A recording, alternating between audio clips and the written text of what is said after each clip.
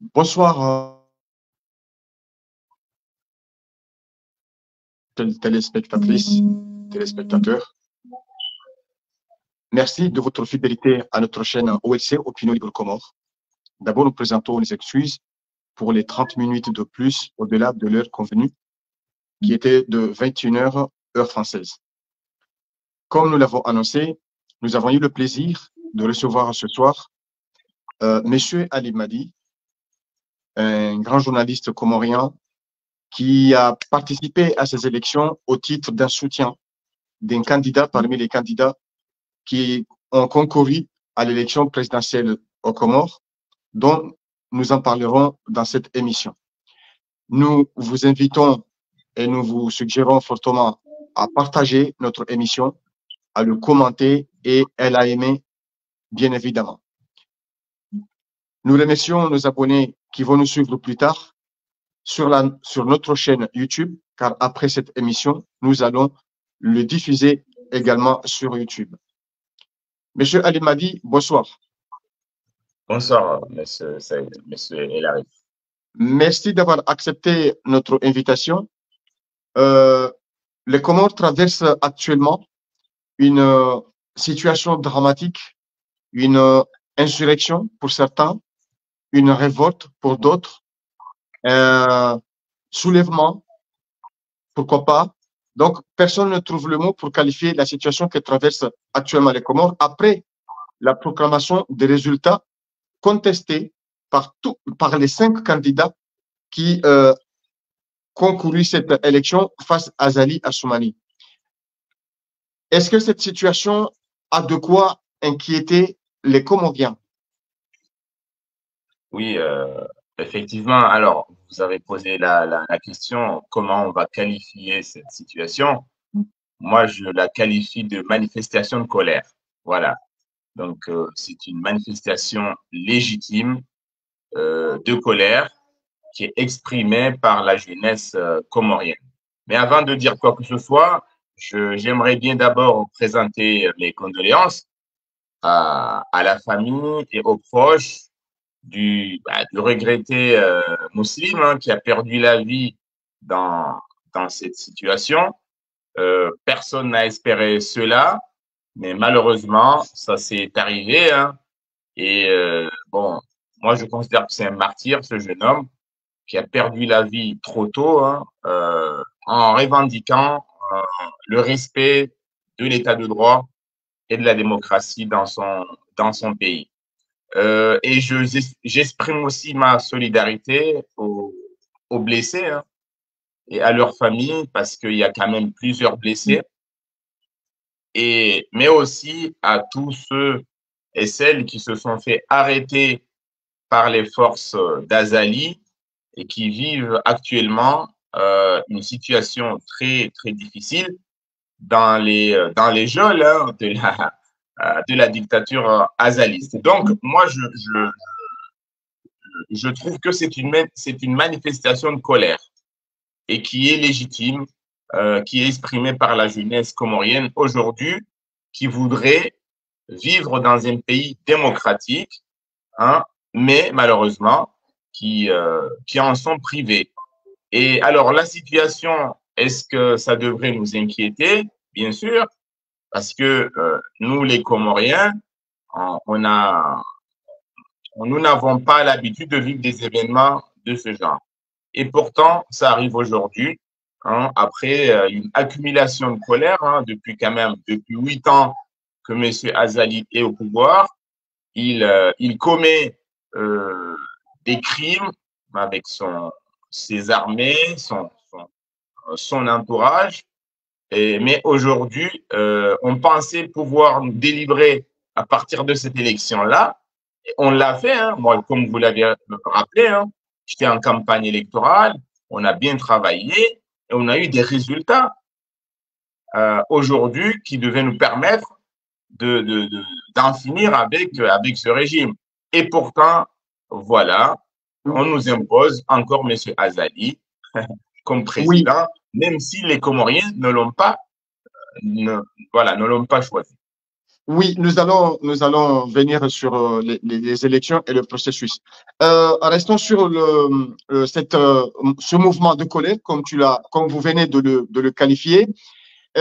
Vous qui étiez aux Comores, vous êtes rentré très Juste récemment. hier, hein, Vous êtes rentré hier. hier, voilà. Comment avez-vous appris, comment avez-vous vécu le début de ce soulèvement?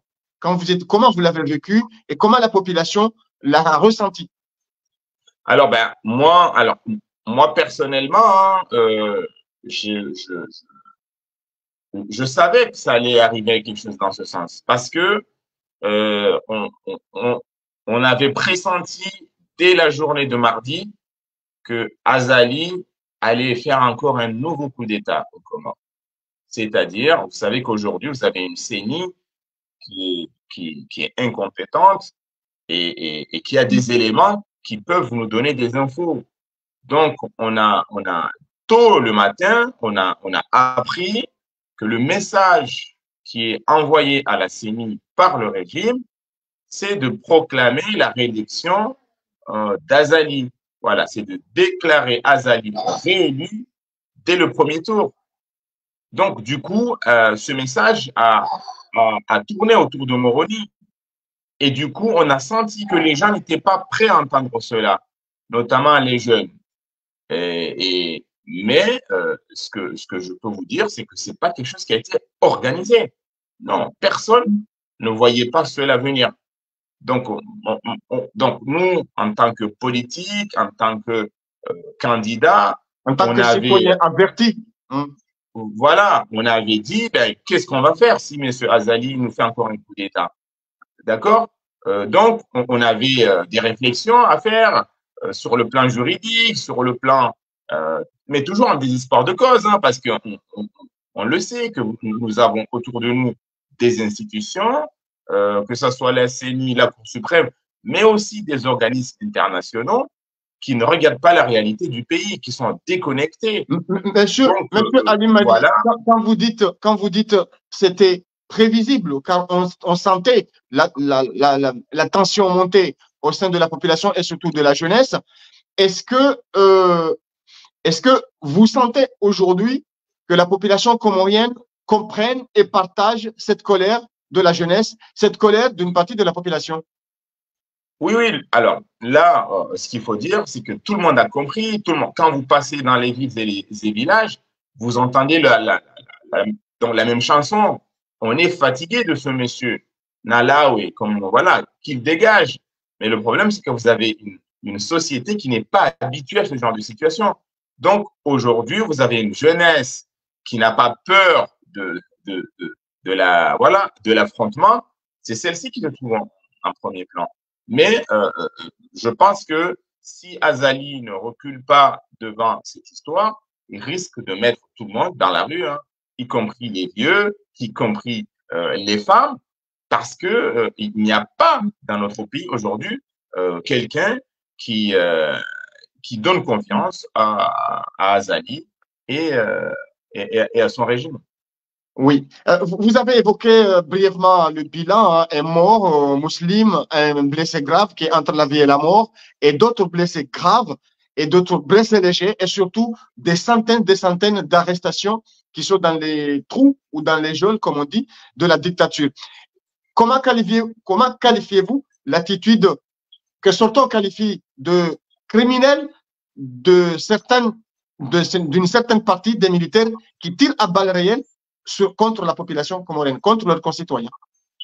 Ouais, alors aujourd'hui, hein, on ne peut pas accuser seulement les malheureux militaires qui sont sur le terrain, parce que ce sont des gens qui reçoivent des ordres. Hein, donc, il ne faut pas banaliser ce qu'ils font. C'est pas certains militaires. Hein, si au niveau de la hiérarchie militaire, il y avait une responsabilité où il y avait des gens qui disaient le contraire à ceux qui sont sur le terrain, cela ne se serait pas passé comme ça. Aujourd'hui, je ne veux pas accuser les agents qui sont sur le terrain, qui sont malheureusement, qui sont là à leur. Je sais hein, qu'ils sont contraints de faire ça pour protéger un régime aux abois. Mais la faute hein, euh, la faute principale revient à l'état-major de notre armée. On ne peut pas donner des ordres comme ça, tirer à balles réelles à des manifestants qui se battent avec des pierres et des bâtons. C'est quand même disproportionné. Et quand j'ai entendu le malheureux Oumed Msaidi, qui est quand même un ministre éternel et qui ne fout rien dans son pays, et hier qui arrive sur les plateaux pour dire que comment s'appelle ça, le GHSP, je sais pas comment il s'appelle ça, hein? Ouais, en quelque sorte. D'accord. Eux ne peuvent pas tirer que à balles réelles. Mais à qui on tire? À la jeunesse comorienne? Ouais. On n'a pas le choix que de les disperser ou de faire quelque chose, que de tirer à balles réelles parce qu'un jeune a voulu monter sur un mur ou je sais pas quoi. Donc, non, franchement, ce sont des personnes irresponsables, notamment ce monsieur, qui est quand même un symbole de la prostitution politique dans notre pays depuis des années. D'accord. Quand vous regardez ce mouvement qui a commencé le 16 et qui continue jusqu'à aujourd'hui, malgré les arrestations, les intimidations, même le massacre qui a eu lieu hier, que peut faire la population? Que peut faire la population? Alors, moi, je pense que la population comorienne doit se joindre à ce mouvement. Voilà. Elle n'a pas le choix. Parce que si elle n'amplifie pas ce mouvement pour faire reculer ce gouvernement, on va vivre des heures sombres prochainement. Donc voilà ce qu'il faut. Il n'y a pas mille solutions aujourd'hui. Toutes les forces vives de la nation, tous ceux qui réclament l'état de droit aux Comores, tous ceux qui réclament la fin de ce régime, c'est le moment ou jamais de se mettre tous ensemble pour dire stop, hein, et pour faire en sorte que ce régime s'arrête là. Voilà. Sinon, c'est tout le monde qui va payer. Pour bien éclairer votre propos, quand vous appelez tous ceux qui sont contre ce régime, la population, vous incluez également les politiciens, les oppositions ou l'opposition aux partisans d'élection et non-élection? Ben, alors, oui, non, mais parce que, en fait, moi, ce que je veux dire, c'est que aujourd'hui, nous ne sommes pas devant alors, comme l'a dit ce Ali Swali, hein, quand l'État est dans cette situation, il n'y a pas deux partis. Hein. Il faut qu'il y ait une seule nation. Et la nation, c'est nous. Nous qui sommes contre ce régime depuis des années. Nous qui avons compris que M. Azali ramène notre pays, voilà, je sais pas, à la catastrophe, eh nous devons nous rassembler, nous devons nous réunir pour soutenir ce mouvement de jeunes, d'accord, qui ne demande rien d'autre que le rétablissement de l'expression de la démocratique, c'est-à-dire les électeurs ont voté, d'accord, et ils ont voté contre M. Azali. Eh bien, il n'y a pas que, voilà, il n'y a pas d'autre solution. Il faut que l'expression démocratique soit respectée. Voilà. Et ça, c'est tout le monde qui doit le faire respecter. Il n'y a pas un clan qui doit le faire, mais tout le monde. Voilà. Tous les mouvements qu'on a eu au sein de la diaspora, tous les mouvements qui ont eu lieu aux Comores, mais tous ces gens-là, la société civile, on doit se mettre tous ensemble pour faire en sorte que M. Azali s'arrête, recule et comprenne que l'expression démocratique, c'est ce qui vaut dans un pays démocratique. Voilà, même si on dit c'est vrai, on est en dictature depuis 8 ans, mais pour que cette dictature s'arrête, nous devons soutenir ce mouvement pour que l'expression démocratique soit respectée. Donc, en conclusion, vous appelez la population à descendre dans la rue en masse. Ah bah oui, moi j'ai pas peur de le dire, et voilà, la population devrait descendre dans la rue, soutenir le mouvement de la jeunesse qui réclame, je répète, il ne réclame pas autre chose que le rétablissement de la démocratie, c'est-à-dire le respect de l'expression du suffrage universel. Merci beaucoup, Monsieur Ali Madi. Nous sommes arrivés à la fin de cette première partie qui s'agissait de la situation dramatique que traverse notre pays, cette révolte populaire, cette insurrection populaire. ou certains qualifient, comme vous venez de le faire, de colère légitime de la jeunesse contre ce régime dictatorial. Merci, vous qui êtes là, qui suivez cette émission, et merci de la partager. Maintenant, nous allons rentrer dans la partie qui concerne les élections ou le processus électoral. Monsieur Ali Madi, même si je l'ai dit brièvement, vous êtes journaliste de formation, vous êtes trouvé aux Comores pour faire campagne aux côtés du candidat Dr Salim Issa Abdullah, soutenu par plusieurs mouvements et partis politiques, dont le parti Joua. Au début de ce processus, vous avez beaucoup publié sur comment alerter le processus électoral biaisé et comment, au final, s'est déroulée cette élection que vous avez prédit un peu cette situation de trucage. Oui, oui, je le savais parce qu'on le voyait venir. Hein. Quand on dit que le processus était biaisé, c'est que depuis le début, toutes les instances qui devaient être impliquées dans le processus, que ce soit la CENI, la Cour suprême et le ministère de l'Intérieur, et même ce qu'on appelle les cadres de concertation, tous ces organes ont été verrouillés par le régime. Et qui dit verrouillé, c'est-à-dire mettre des hommes et des femmes qui sont à leur cause. D'accord? Et là, on a compris que M. Azali ne veut pas d'élection, mais veut une mascarade. Parce que il a mis en place des organes en sa faveur.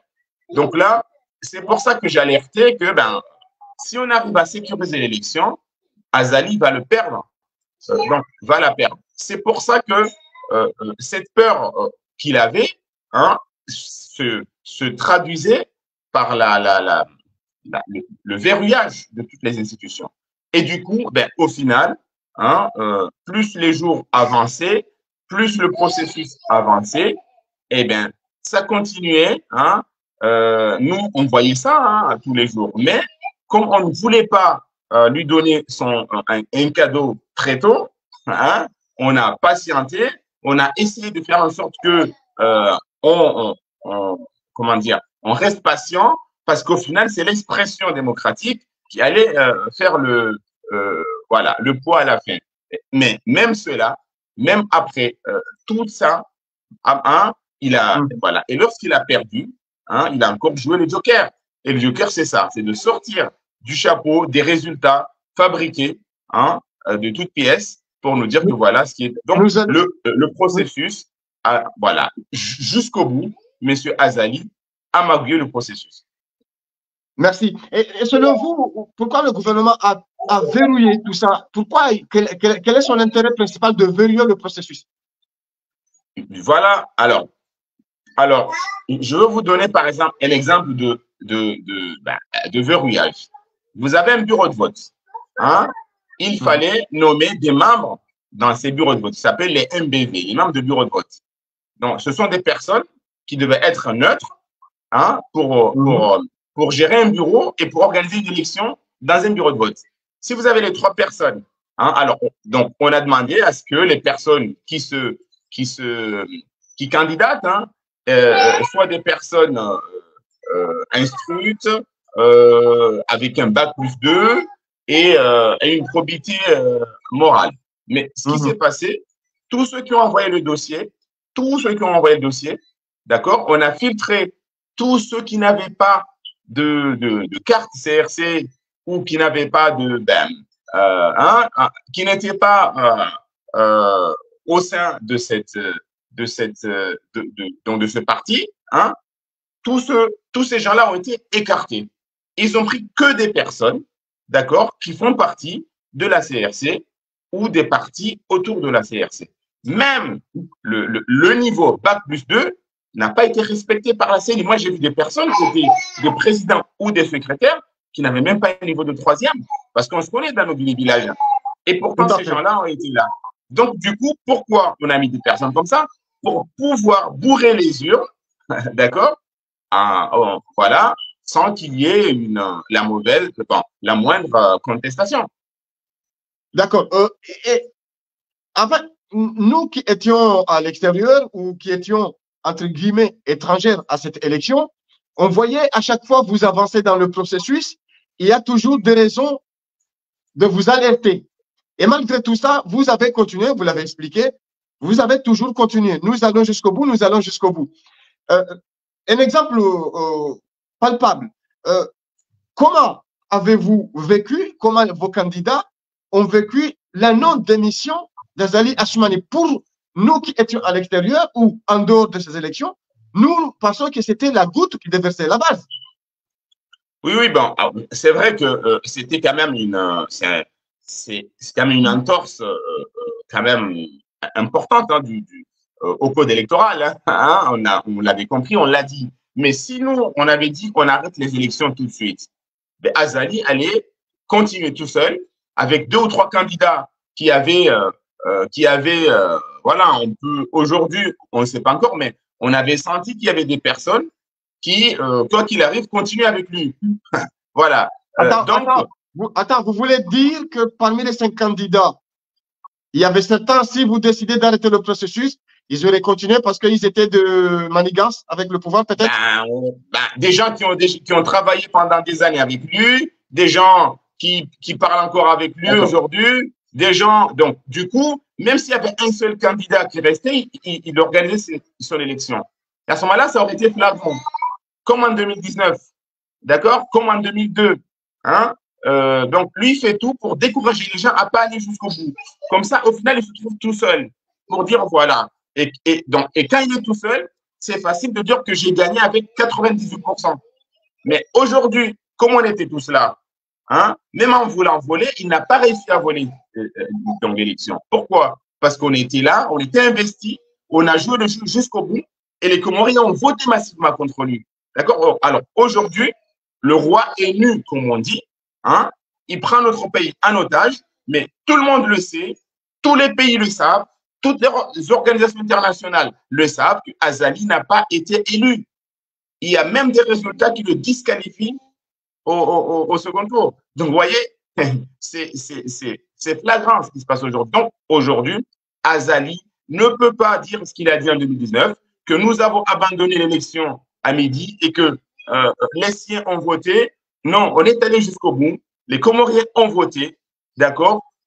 On n'a pas voté M. Azali, on ne l'a pas choisi, mais il se maintient par la force. Et c'est pour ça qu'aujourd'hui, en face, il y a la jeunesse qui veut dire non. Mais malheureusement, nous avons une armée qui n'est pas une armée nationale, mais c'est une armée de pouvoir, c'est une armée d'Azali qui est aujourd'hui en train de massacrer et de tuer les jeunes Comoriens parce qu'ils réclament tout simplement la démocratie dans leur propre pays. Donc, merci beaucoup. Il y a un épisode que je voulais aussi soulever, oui. Souligner, c'est les accréditations de nos mandataires. En fait, on n'a pas voulu que nous ayons des représentants dans les bureaux de vote. Vous voyez, jusqu'à jeudi, veille de l'élection, on nous a fait toute une scène hein, pour que à l'arrivée, on n'ait pas des représentants dans les bureaux de vote. Vous voyez? Mais nous, qu'est-ce qu'on a fait avec les candidats? On est allé à la CENI, hein, on les a piégés parce que s'ils savaient, ils ne nous auraient pas laissé entrer à la CENI. Mais on est rentré qu'on veut faire quelque chose, on veut voir le président rapidement et tout et tout. Et voilà, on est rentré et on a dit qu'on ne sort pas. On veut nos accréditations tout de suite, sinon on ne sort pas. Donc, on est resté de midi jusqu'à 18h-19h pour avoir des papiers de remplacement parce qu'il n'y avait pas d'accréditation. Vous voyez, ça n'existait pas à la CENI. Donc, c'est nous-mêmes qui avons rédigé les accréditations, vous allez voir. Hein. D'ailleurs, je rends hommage Monsieur Kiki, hein, qui a quand même fait le boulot à ce moment-là, hein, avec nous, hein, malgré les soupçons qui planaient autour, comme quoi il était ceci, cela, cela, mais on a vu qu'il était engagé, hein, et il a vraiment travaillé pour que les accréditations, ce jour-là, sortent. Donc, vous voyez, on a voulu que même dans les bureaux de vote, on n'ait pas de représentants. Vous voyez, donc c'est ça. Merci beaucoup, monsieur. Merci beaucoup, monsieur Ali Madi. Merci beaucoup, chers fidèles abonnés et chers téléspectatrices, téléspectateurs. Vous êtes sur votre chaîne OLC Opinion Libre Comores. Nous sommes avec Ali Madi, un soutien de poids du candidat Dr Salim Abdillah Issa, Dr Salim Issa Abdillah, qui faisait figure de vainqueur dans certains qui est arrivé en tête à l'élection, voilà, qui est arrivé en tête au premier tour de l'élection présidentielle. Il serait arrivé en tête selon et qui aujourd'hui se trouve selon des résultats, voilà. Selon certains résultats, comme on le dit. Parlons du déroulement de la campagne électorale. Alors, le processus électoral était biaisé, le processus électoral était verrouillé, mais malgré tout, vous avez décidé de battre campagne, de faire campagne, de croire en votre lune. Vous êtes allé quand même jusqu'au bout de cette campagne. Et au bout de cette élection, malgré tous ces entorses que vous avez soulignées. Comment se sont déroulées la campagne électorale? Alors, on a eu une campagne déséquilibrée, hein, vous l'avez compris. Hein, vous aviez un candidat président hein, qui n'a pas voulu prendre congé. Bah oui. Et qui disposait de tous les moyens de l'État, hein, finances, équipements, bureaux, fonctionnaires, voitures, tout ça, hein, tout ce que vous voulez. Et puis en face, vous aviez des candidats qui n'avaient pas d'argent. Hein, on avait la caution hein, de 5 millions, c'est-à-dire 10 000 euros, on a déposé. Eh bien, on a travaillé avec les moyens du bord. Hein, chacun donnait un peu ce qu'il pouvait hein, pour faire campagne. Et pourtant, on l'a fait. On a sillonné le pays. Hein, on a parlé avec les Comoriens, hein, avec les moyens du bord. Hein, on n'a pas donné d'argent parce qu'on n'en avait pas. Hein, on n'avait pas de moyens de pression sur les gens parce que c'était pas notre objectif. Nous, c'était convaincre les Comoriens. On a convaincu. On est allé en juin à Moélie. On n'a pas pu faire beaucoup de déplacements parce que ça demandait beaucoup de moyens financiers. Hein, mais voilà, on est parti une fois en juin, une fois à Moélie. On a fait des tournées. Mais toutes nos équipes sur le terrain ont travaillé. C'est pour ça qu'au final, on a eu des résultats formidables. Vous savez, selon nos estimations à nous, on a fait 57 000 voix, d'accord, au premier tour, ce qui nous qualifie avec 36% du suffrage exprimé.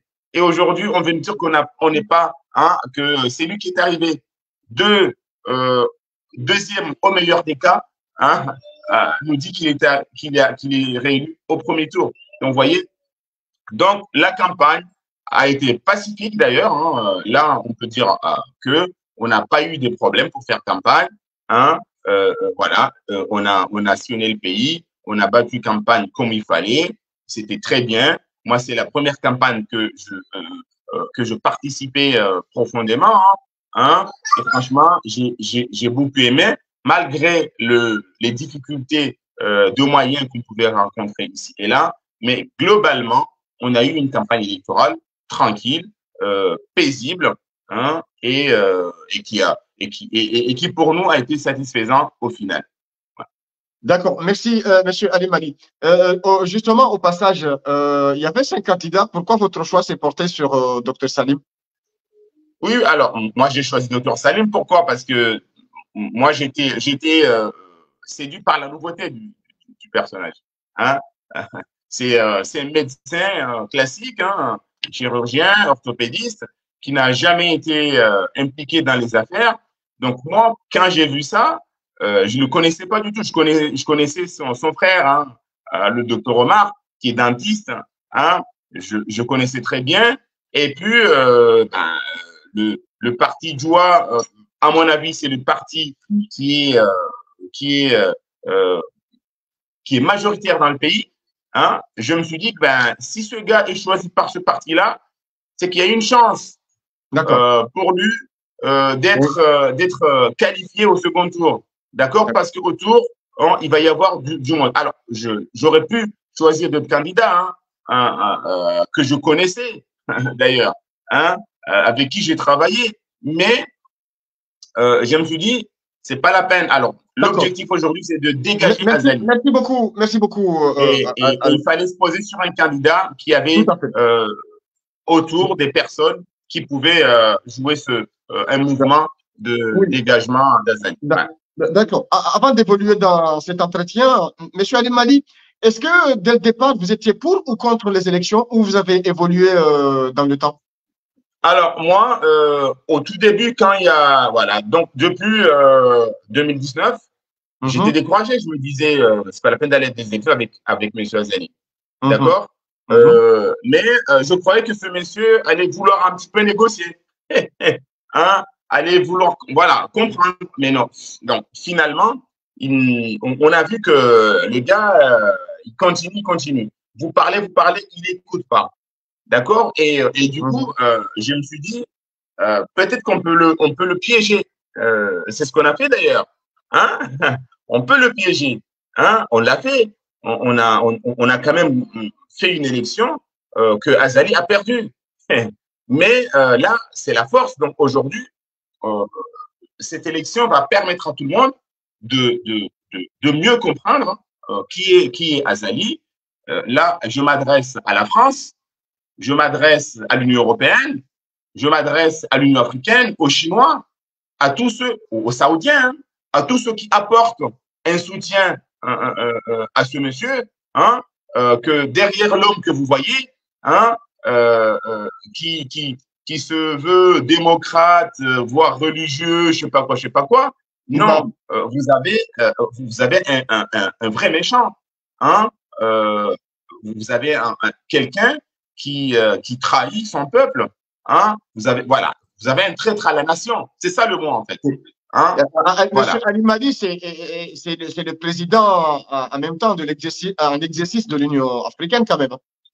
Non, mais c'est pour ça que moi, je l'ai écrit hein, il y a quelques heures, que M. Azali abîme encore plus hein, l'image de l'Union africaine. Parce que c'est une institution qui est contestée dans tout le continent hein, par Oui. les peuples d'Afrique. Et aujourd'hui, hein, euh, qui va entériner, hein, parce que quand même, ils avaient des observateurs sur place qui ont vu la mascarade. Et leur première déclaration, c'est quand même ridicule hein, pour l'Union africaine qui a vu tout ça. Hein, et qui a vu que ben, ça s'est déroulé d'une manière transparente. Ils ont parlé à qui? Ils ont allé dans quel bureau pour dire ça? Hein? Donc aujourd'hui, M. Azali est en train de nous démontrer avec ses potes de l'Union africaine que c'est une institution corrompue hein, et qui est déconnectée de la réalité de l'Afrique. Merci beaucoup, Ali Madi. Merci beaucoup, chers téléspectateurs. Merci de partager. Merci de commenter. Nous apprécions vos commentaires, quels qu'ils soient. Après cette campagne, cette ferveur de campagne, venu le jour J, euh, vous étiez au Comores encore le jour du vote. Je ne sais pas si vous étiez dans les listes électorales, vous allez nous dire ou pas. Mais comment s'est déroulée la journée tant attendue de vous qui allez participer, vous l'avez dit, à votre première campagne électorale? Comment ça s'est déroulé le jour, comment ça s'est déroulé l'élection le jour de vote elle-même? Alors, dans certains endroits, ça s'est mal passé hein, en juin. Dans certains endroits, ça s'est mal passé parce que dès le matin, le pouvoir a voulu organiser des bourrages. Voilà. Parce que eux, ils pensent qu'en juin, il n'y a personne. En juin, c'est pas le territoire national. En juin, on peut faire tout ce qu'on veut. Seulement, on a eu le courage de M. Kiki qui s'est rendu en juin très courageusement hein, et qui a travaillé et qui a aidé à démasquer ces scandales. Donc là, dans certains endroits en juin, ça s'est mal passé parce que l'armée, hein, et d'ailleurs, il y a eu des accidents hein, Oui. qui ont permis de découvrir que dans les voitures de l'armée, hein, dans les véhicules de l'armée, il y avait des caisses déjà bourrées d'avance. Hein? Donc, vous voyez, mais globalement, sur l'ensemble du territoire national, le vote a eu lieu. Hein? Il n'y a pas eu beaucoup de. Enfin, l'armée, à la surprise générale ce jour-là, était tranquille. Moi, je l'ai vu hein, parce que j'ai vu dans mon coin où j'étais délégué mobile pour mon candidat. Et j'ai pu voir que quand on essaie d'expliquer des choses aux forces de l'ordre, ils comprenaient quand même Hein, on avait même senti qu'ils étaient un peu de notre côté, mais on s'est trompé finalement, hein, parce qu'au bout du compte, ils se retournent contre nous. Hein. Donc, ça s'est passé relativement bien. Alors là où ça ne s'est pas très bien passé, c'est dans les bureaux de vote. Pourquoi? Parce que comme je vous ai dit, les représentants des candidats étaient des simples observateurs selon le code électoral. C'est pour ça que je le dis que quoi qu'il arrive, quelle que soit la suite de cette histoire, il faudra un nouveau code électoral. Parce que le nouveau code, donc le code électoral actuel, il est mauvais. Il n'est pas démocratique. Voilà. Parce que le pouvoir, c'est-à-dire on a fait un code électoral sur mesure pour quelqu'un pour qu'il soit réélu à tout moment. Sauf que même cela n'a pas marché. C'est pour ça qu'on se retrouve avec des chiffres sortis de poche, hein, et des résultats que personne ne peut comprendre dans le monde réel. Donc, vous voyez, c'est ça ce qui se passe. Donc, moi, je pense que le jour du vote, on a eu un vote, il y a eu des fraudes. On a essayé de les contenir, hein, donc de les contenir par rapport aux moyens que nous avions mis par le code électoral, hein, mais c'était calme. Voilà. Alors, par exemple, tous les candidats avaient signé un protocole d'accord pour qu'il n'y ait pas de procuration le jour du vote, parce que c'est un moyen de fraude. D'accord? Mais il n'empêche que certains présidents de bureau de vote, hein, qui ont eu la consigne du parti d'Azali. Monsieur Ali Madi, d'après vous et les équipes que vous avez travaillé autour de Dr Salim et celle des autres candidats, on entend vous dire, vous disiez à chaque fois que le scrutin s'était globalement bien passé parce qu'il n'y a pas eu de troubles. Il y a eu certains endroits, c'est pas bien passé. Donc, globalement, l'élection, le scrutin s'est bien passé le jour du vote ou c'est très mal passé. Parce qu'on n'arrive pas à comprendre que c'est bien passé et derrière, vous dites non, c'est quoi? Ça s'est bien passé ou c'est mal passé? Non, mais ce que je veux vous dire, alors moi j'ai mis le mot relativement. Pourquoi? Parce qu'en fait, je prends un exemple. Vous allez vous allez dans un bureau de vote, mais comme les pouvoirs dans ce bureau sont entre les mains de 3 personnes qui sont CRC, d'accord? Eh bien, ça ne peut pas se passer normalement jusqu'au bout. Parce donc, le scrutin, c'est mal passé. C'est pas c'est bien passé parce que vous dites vous-même que vous n'avez pas eu de représentants. Et là où il y avait des représentants, ils n'avaient aucun mot à dire. Donc, le scrutin n'est pas bien passé. Il s'est mal passé. Et c'est d'ailleurs, je pense, le motif de votre recours qu'on va évoquer. Vous demandez l'annulation parce que l'élection ne s'était pas bien passée. Oui, non, mais alors, c'est pour ça que je vous dis que il y a eu ces magouilles. Hein? Mais nous, on les a assumés jusqu'au bout. Vous voyez ce que je veux dire? Parce que nous, on savait que les gens qui allaient voter physiquement allaient voter contre Azali. Vous voyez ce que je veux dire? Donc, nous, ce qu'on a pu faire, c'est de limiter les fraudes. C'est-à-dire, alors, moi, je vous dis par exemple là où j'étais. Hein? Comment j'ai travaillé? Je savais qu'il y avait des gens qui voulaient voter 3 fois. D'accord? Eh bien, j'ai regardé toutes les listes électorales de chez moi. On avait 3 bureaux. J'ai imprimé les listes donc des 3 bureaux. J'ai relevé toutes les personnes mortes, toutes les personnes qui sont en France ou ailleurs, toutes les personnes qui sont inscrites 2 fois. Eh bien, j'ai donné à mes représentants tous les numéros et tous les noms. Hein, et à chaque fois qu'il y en a que la personne a voté dans le bureau 1, on monte l'alerte. Il ne vote pas au bureau 2 ni au bureau 3. Voilà. Donc, aussi, oui. Donc, et si j'entends le numéro 155 qui doit aller voter, on sait que cette personne est morte. Eh bien, mes représentants qui sont sur place, ils disent non, ce numéro ne peut pas voter parce que ce n'est pas une personne vivante. Donc, vous voyez, on a essayé de travailler là-dedans. D'accord. Est-ce que les candidats ont suffisamment pris précaution de sécuriser eux-mêmes les élections, comme l'exemple que vous venez de donner? Est-ce que vous aviez les moyens, les possibilités de sécuriser ces élections que vous saviez d'avance qui sera truqué, qui sera fraudé? Voilà. C'est ce que je vous dis, c'est que le code électoral lui-même, d'accord, ne nous donne pas beaucoup de pouvoir. Mais le peu qu'on avait de pouvoir, on l'a utilisé. D'accord? Et finalement, c'est pour ça qu'Azali est battu aux urnes. Vous voyez ce que je veux dire? Si on ne l'avait pas fait, hein, il y aurait eu des bourrages hein, qu'on ne pouvait pas contrôler. Mais donc là où on a mis nos représentants, d'accord, on leur a expliqué comment faire pour essayer de contenir et de limiter la casse, hein, donc les fraudes. C'est ce qu'on a fait, d'accord? Et c'est pour cela, d'ailleurs, que Azali est battu. Voilà, c'est ça. Donc, moi, j'insiste sur ce point. Malgré les fraudes, malgré les tentatives malgré, mais les gens, hein, d'accord, les moyens qu'on a mis en place pour contrer, ça a marché. Et du coup, on a empêché Azali d'être réélu. Voilà, aujourd'hui, il sait qu'il veut être président sans élection, hein, ça c'est son choix. Mais nous, en tant que candidat et représentant du candidat, nous, électeurs, on a fait le choix d'aller jusqu'au bout du processus pour montrer à M. Azali et à ses équipes qui ne tient pas le peuple comorien, hein, qui n'est pas aimé chez les Comoriens, voilà, que personne ne le veut en tant que président. D'accord? C'est ce qu'on a réussi à faire. Maintenant, si avec l'armée, ils veulent faire ce qu'ils veulent, ça, c'est une autre paire de manches. Merci beaucoup, Ali Madi. Nous poursuivrons notre entretien avec M. Ali Madi, que, je vous le répète, était soutien de la candidature du docteur Salim Issa Abdallah.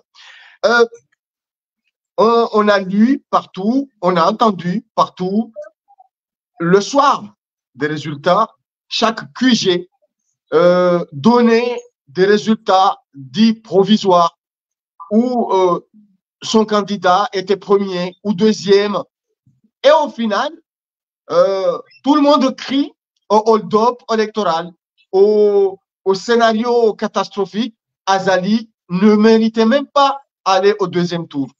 Et puis, la CENI qui vient donner le coup fatal, déclarer Azali gagnant dès le premier tour à 62%. Mais vous, en tant qu'acteur, en tant que, je ne dirais pas un expert, mais quelqu'un de très bien formé pour dire la vérité aux Comoriens, sur quelle base votre candidat, parce que c'est vous que j'ai en face, sur quelle base votre candidat se réclame d'être au deuxième tour aujourd'hui? Sur quels moyens, quelle capacité vous avez aujourd'hui? Vous vous basez sur quoi pour dire que c'est votre candidat qui devait être au deuxième tour avec un autre? Sur quelle base, M. Ali Madi, vous dites ça? Alors, alors moi, par exemple, moi, j'étais dans le Domba. J'étais délégué mobile dans ma région, d'accord, en Badjini et à Domba. J'ai 5 villages qui ont voté, hein, à la fin à la fin du vote, hein, vers 20h, 21h, ben, j'avais les 9 PV, hein, parce que j'avais 9 bureaux de vote. C'est-à-dire, je crois, ouais, j'avais 3 bureaux de vote à Banamadji, 3 bureaux de vote à Tidjani, 2 bureaux de vote à Bananaweni et un bureau de vote à Ongoni. Ça me fait 9 bureaux de vote. Donc, j'ai les 9 PV, d'accord, voilà. Et ben, j'ai transmis mes 9 PV au QG de mon candidat. Donc, chacun a fait comme ça dans son coin. D'accord? Et on a sur la base de ces PV, on appelle les extraits du PV, parce que quand le vote est fini, chaque représentant copie les résultats sur son extrait de PV et fait signer par les administrateurs du bureau, c'est-à-dire le président, le secrétaire. Voilà, donc là, on a un extrait de PV fidèle aux résultats issus des urnes. D'accord? Et après, nous, on rassemble tous ces PV, je ne peux pas vous dire le nombre parce que je ne travaille pas au QG, hein, mais tous ces PV-là, on les a réunis, on a saisi, on a mis en place un logiciel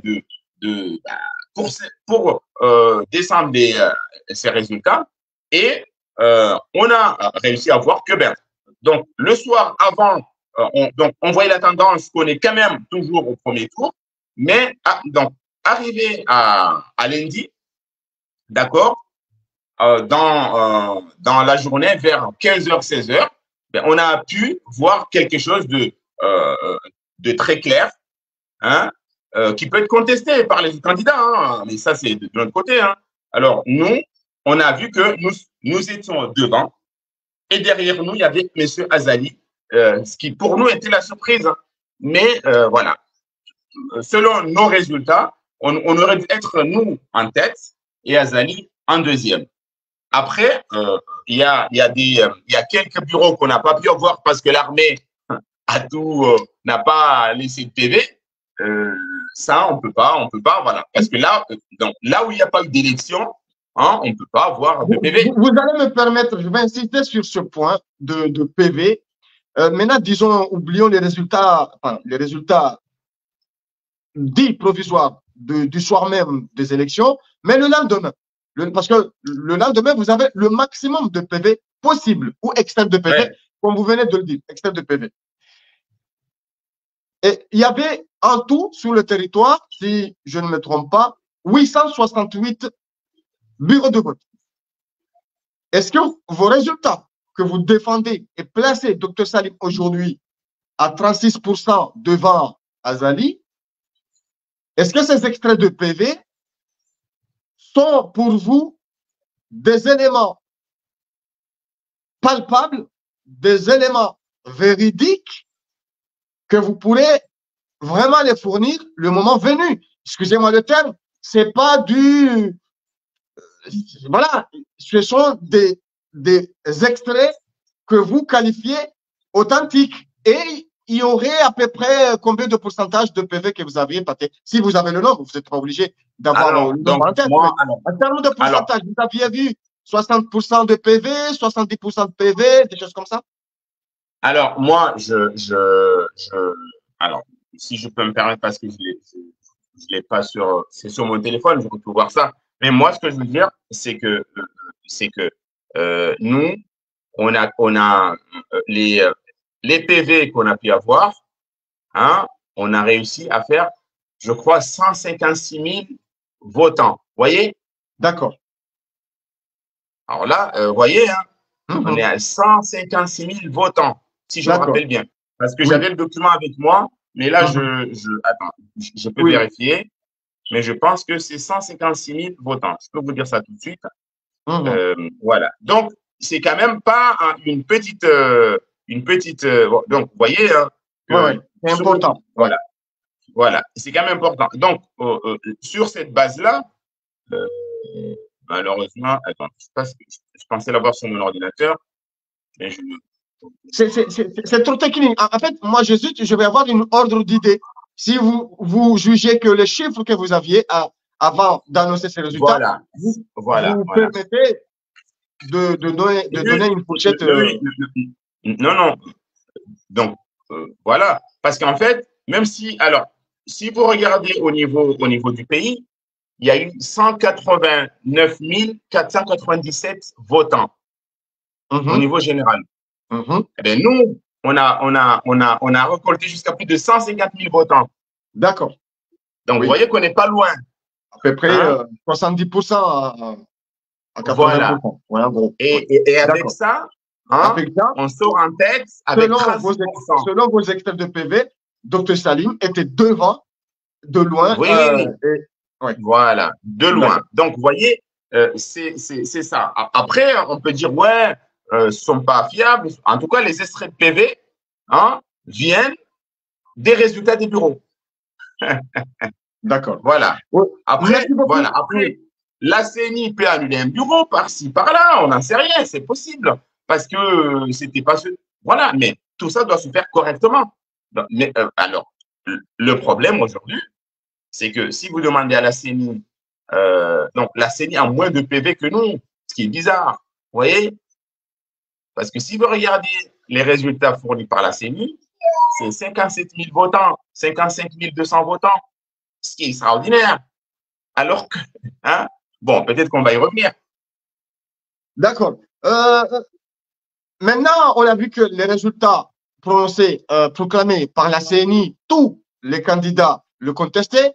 Et aujourd'hui même, on a vu que les candidats ont décidé de faire une requête ou de porter un recours auprès de la Cour suprême dans sa section électorale. Franchement, est-ce que vous continuez pas toujours dans ce processus que vous saviez qu'il a été biaisé dès le départ? Non, non, mais bon, oui. En fait, nous, ce qu'on veut, c'est qu'on ne doit pas être, comment dire, on ne doit pas nous dire que vous n'avez pas fait ça. Vous avez perdu parce que vous n'avez pas fait ça. Non. Nous, on fait des choses. Nous avons un code électoral. Nous, opposition, on essaie d'appliquer le code électoral. Nous, l'opposition. Non. Et le pouvoir, non. Et vous avez en face un pouvoir qui ne veut pas l'appliquer. Vous voyez le paradoxe? Hein? Voilà. Mais on ne peut pas dire on ne fait pas de recours. Parce que si on ne fait pas de recours, on va nous le reprocher derrière. D'accord? Et même pour faire ce recours, on a une difficulté énorme. Parce que pour qu'il y ait un recours devant la Cour suprême, il faut un PV de tabulation. Tout à fait. Aujourd'hui, la CENI n'est pas capable de sortir un PV de tabulation en bonne et due forme. Parce qu'il n'y en a pas. Vous voyez? Parce que les résultats de M. Idriss, ce sont des résultats sur papier.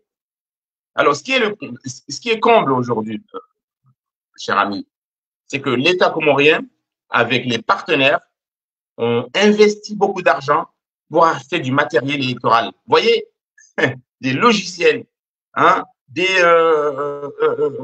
papiers, des équipements, des trucs. Franchement, tout ça pour ne pas les mettre en œuvre, pour ne pas les mettre au service de l'élection. Vous voyez, on a engagé des experts pendant des mois pour travailler. Et moi, je peux vous dire que les agents de la CENI aujourd'hui sont tellement déçus de ce qui se passe. Mais malheureusement, vous en connaissez personnellement des agents de la CENI qui sont vraiment contre ces résultats, qui savent qu'il y a quelque chose de… Alors, personnellement, ils ne peuvent pas me le dire parce qu'ils savent que s'ils le disent, ça va être contre eux. Oui. Hein, mais ils chuchotent avec des amis qui viennent nous en parler derrière. Hein? Moi, je suis ami avec Idriss, le président de la CENI. Mais le type, je lui envoie des messages, je lui écris, je lui demande des choses. Il me dit OK, mais jamais il répond, jamais il envoie. Par exemple, ce fameux PV de tabulation, je lui dis, monsieur Idriss, nous, on veut exercer notre droit de recours. Il nous manque cette pièce-là. OK. Ouais, sauf qu'après le OK, il n'y a rien. Hein? On a d'autres amis qui sont dedans. Hein? On leur dit, ben, quand même, réveillez-vous. Il y a quand même des choses sacrées dans la vie d'un pays. Hein? Mais ces gens-là, on dirait, ils sont, je sais pas, hein, pour peut-être leur trouver une excuse. Est-ce qu'ils sont menacés par M. Azali? Concrètement, M. Ali Mali et vous et tous les candidats, qu'attendez-vous de la Cour suprême? Rien du tout. Rien du tout. Donc, c'est pour la forme. C'est pour la forme que vous avez fait. Oui, non, mais voilà, nous, on fait le symbolique. Vous voyez? Voilà, on fait ça pour pas, voilà, on ne va pas nous dire, donc, vous voyez le discours de la communauté internationale, exercer les voies juridiques et tout ça, on le fait pour montrer qu'on est de bonne foi, tout simplement. Voilà. Pour montrer qu'on est de bonne foi. En gros, mais connaissant, parce qu'on a vu la Cour, hein, même le président, hein, lui-même a dit qu'on peut voler grâce à Dieu. Hein. Vous voyez, donc tout ça. Et on sait que tous les gens aujourd'hui qui sont impliqués dans le processus électoral sont menacés s'ils ne font pas ce que le pouvoir veut, ces gens-là, hein, mais si ces gens-là aimaient leur pays, c'est le moment de le démontrer qu'on aime ce pays, qu'on choisit le camp du peuple, hein, au lieu de se courber l'échine pour quelques avantages. Vous voyez, c'est ça le problème. Là, on le dit pour la Cour, on le dit pour la CENI, on le dit pour l'armée et on le dit pour tous les hauts fonctionnaires de l'État. Voilà, donc franchement, de la Cour, on attend quoi? Rien du tout. On n'attend rien du tout. On sait que c'est une Cour corrompue. Voilà. On le sait. Malheureusement, ils vont faire comme la CENI. D'accord? Donc, c'est pour ça que nous, hein, c'est pour ça qu'on dit que la jeunesse comorienne a raison aujourd'hui de dire non, hein, et de dire stop, parce que ça suffit. Merci beaucoup, Aline Madi. Alors, il y a quand même un point que les gens qui nous regardent ou qui nous écoutent comprennent. Vous savez qu'il y a eu un double scrutin le dimanche 14 janvier. C'est-à-dire, on a eu les élections des présidents, mais aussi les élections des gouverneurs dans les 3 îles. Et d'ailleurs, pour ceux qui ont voté comme moi, quand vous rentrez dans le bureau de vote aux Comores, vous votez d'abord pour la présidentielle et puis vous votez pour l'élection du gouverneur. D'accord? Alors, comme par hasard, vous allez voir, les gouverneurs, d'accord, les candidats au gouvernorat ont été votés selon la CENI par 189 497 électeurs. D'accord? C'est-à-dire le deuxième scrutin, ce n'est pas le principal. Le principal, c'est l'élection présidentielle. Quand on rentre dans le bureau de vote, on montre sa carte et quand on vérifie que vous êtes sur la liste, vous votez d'abord pour la présidentielle. Et si vous regardez la CENI, la même CENI indiquait que les personnes qui ont voté pour l'élection présidentielle, c'est seulement 55 258. Ça veut dire qu'entre l'élection présidentielle et l'élection de gouverneur, il y a une différence de 134 239 voix. Vous voyez? Oui, malheureusement, malheureusement, on s'attendait, mais beaucoup de personnes ont relevé les incohérences des chiffres. Non, mais ça, c'est quand même flagrant. Attends, 134 239 voix en moins. Et vous savez pourquoi elle arrive ou pas? Dites-nous pourquoi. Ah ben, moi, j'ai eu un chauffeur qui a bossé pour la CENI le dimanche. Et qu'est-ce qu'il me dit? Il me dit, toutes les caisses des bureaux de vote où Azali n'est pas arrivé premier, on ne les a pas déposées à la CENI. Voilà, on les a déposées ailleurs. Vous voyez ce que je veux dire? Oui. Ça veut dire que dans 134 239 voix, c'est-à-dire à peu près 350 à 400 bureaux de vote, Azali n'a pas gagné et on les a cachés. D'accord. Voilà pourquoi. C'est une hypothèse, c'est une piste. Non, ce n'est pas une hypothèse. C'est un chauffeur qui a transporté des urnes qui me l'a dit. Il y avait 2 endroits pour déposer.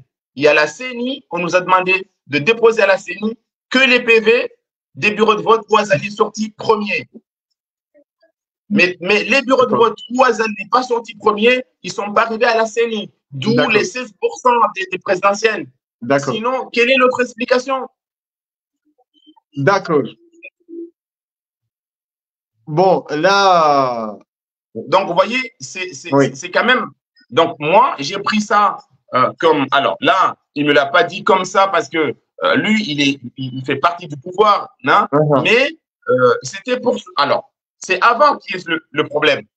Qui venait de me dire, ouais, de toute façon, nous, on a fait ça, vous n'allez rien gagner. Vous voyez?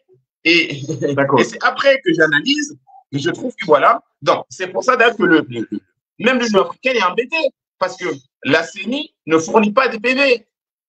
C'est ça le problème. Mais oui. D'accord. Merci beaucoup, M. Ali Madi.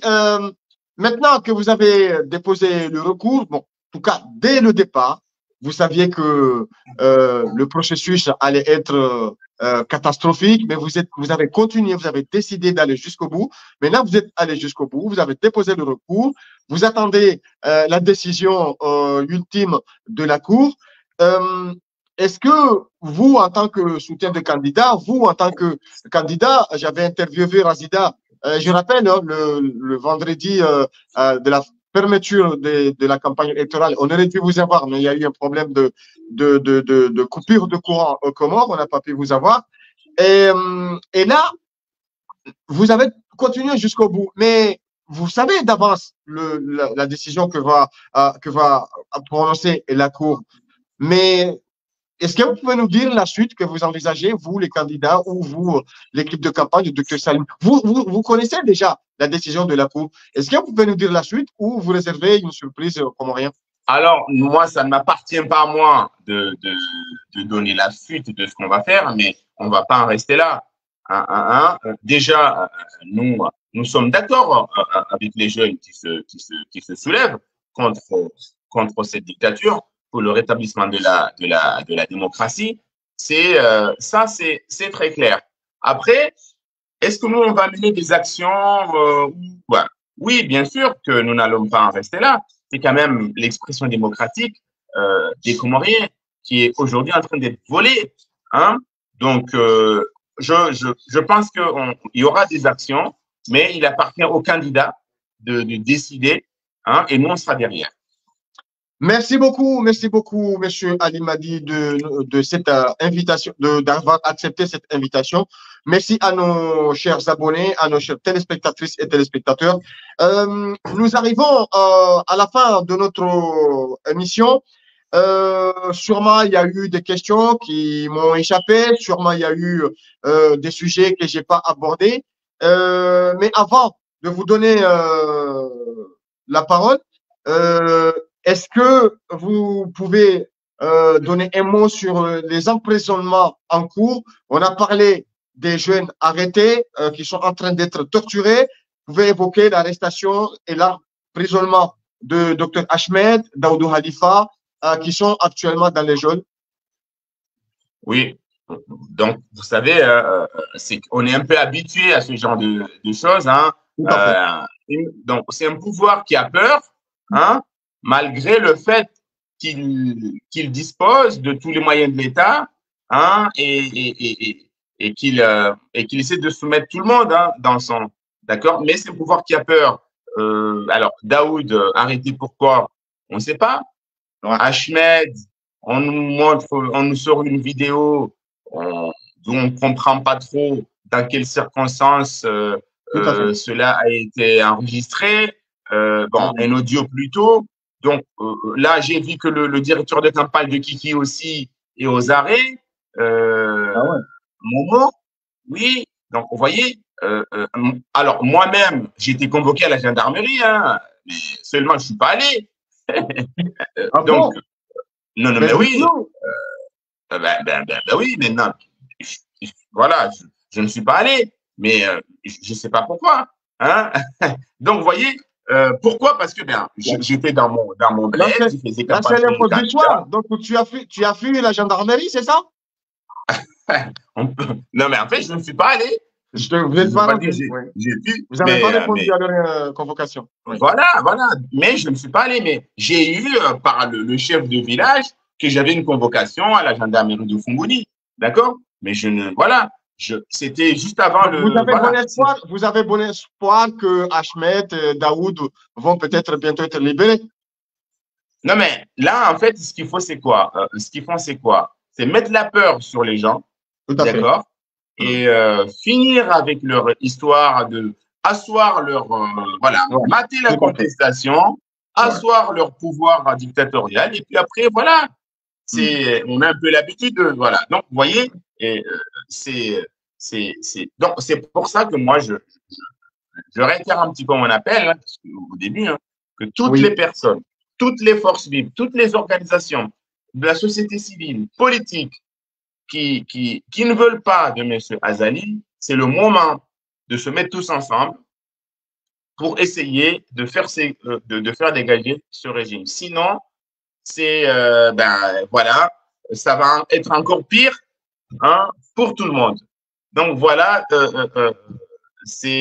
donc pas seulement pour Ahmed, pour Daoud, ils sont déjà arrêtés. On ne sait pas qui va le suivre demain ou après-demain. Donc,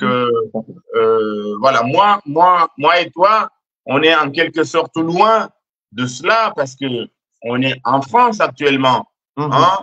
On est momentanément épargné.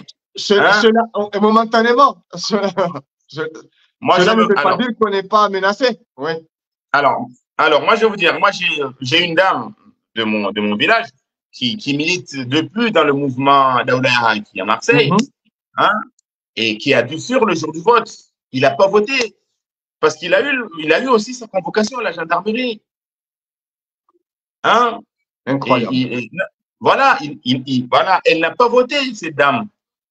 Hein? Pourquoi? Parce qu'elle a fait des manifestations à Marseille, hein?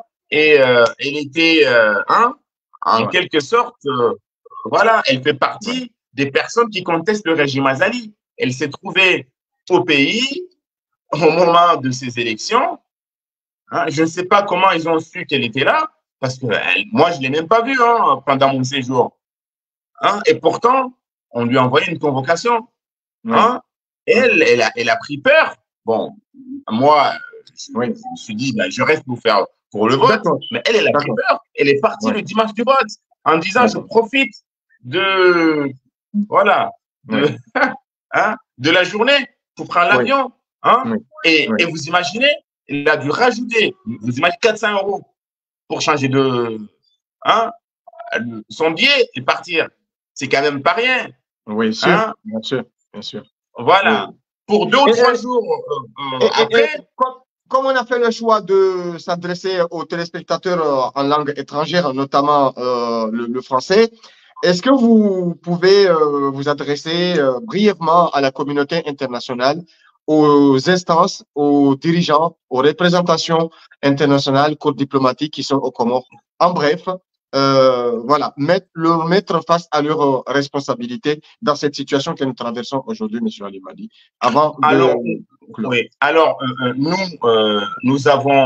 Nous leur avons déjà écrit, cette communauté internationale. Ils savent ce qui se passe, ils le suivent de près. Hein. Donc, nous, ce qu'on peut leur demander aujourd'hui, c'est d'aider les Comores à être un pays démocratique. Voilà. Nous, ce qu'on veut, c'est pas de l'argent. Hein. C'est pas de venir nous construire des quoi. Non. Ça, on peut le faire nous-mêmes. Voilà. Mais l'aide qu'on demande à ces pays et organismes partenaires, c'est de nous aider, c'est de nous soutenir dans la mise en place de la démocratie dans notre pays. Donc, ça, pour y arriver, il faut qu'il fasse comprendre à M. Azali qu'on ne peut pas faire cela, on ne peut pas passer en force comme ça, au détriment de la démocratie. Voilà. Alors, on sait que la France a un rôle important parce que la France soutient M. Azali depuis le début jusqu'à aujourd'hui. Il faut qu'elle arrête. Mais vous avez vu les deux communiqués des États-Unis et de l'Union européenne. Même, voilà, c'est la moindre des choses. C'est voilà. Et ça, ils le font parce qu'ils voient ces manifestations de colère. Tout à fait. Hein? Tout à fait. Mais avant, on a eu le communiqué honteux de l'Union africaine et de ses observateurs. Oui. D'accord, qui sont au Comores en mode touriste et qui sortent voilà. Et ces gens-là se sont précipités à quitter le pays quand ils ont vu les premières réactions des jeunes. Vous voyez? Voilà. Nous, ce qu'on demande à ces gens-là, c'est alors nous aider à nous épanouir démocratiquement. C'est ce que la jeunesse comorienne veut aujourd'hui. C'est pas de nous ramener des millions pour acheter nos dirigeants. Hein? C'est pas de nous ramener de quoi parce que ça ne sert à rien. Les Comores ne se développeront jamais avec ce système-là. Voilà. Si vraiment vous aimez les Comores, chers pays et organismes internationaux, si vous aimez notre pays, aidez-nous à nous épanouir démocratiquement. Mais les quelques millions que vous donnez à M. Azali, c'est pour lui et pour sa famille. C'est pas pour le pays. Ça, il faut le savoir. Donc, la coopération, c'est entre les Comores et les autres pays et les organisations internationales. Mais ce n'est pas une coopération entre Azali et sa famille et les organisations internationales. Voilà ce qu'on peut dire par rapport à ces gens-là, par rapport à ces structures-là. Ce sont des pays amis, ce sont des organisations internationales qui travaillent avec nous depuis longtemps. Mais malheureusement, comme M. Azali, ils sont déconnectés de la réalité du peuple comorien. Merci beaucoup, M. Ali Madi. Ainsi, nous mettons fin à notre émission. À la prochaine, Inch'Allah, comme on dit, nous les musulmans. Merci, bonne soirée. Merci à tous les téléspectateurs. Merci beaucoup. Bonne soirée.